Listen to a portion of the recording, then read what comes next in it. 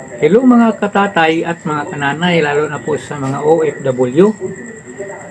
May bagong modus po ngayon.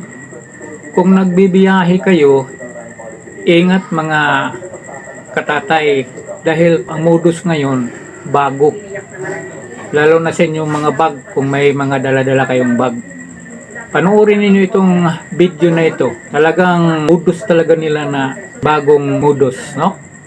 Ayan. Watch this.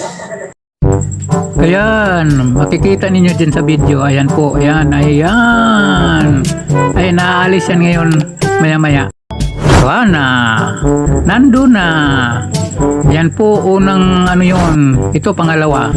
Ayan, yan ang modus ngayon ng mga bago. Ayan po, kayo mag-iingat kayo mga kananay katatay na OFW. Pangatlo yan, no? Naku! Kawawa naman yung nabibiktima nila.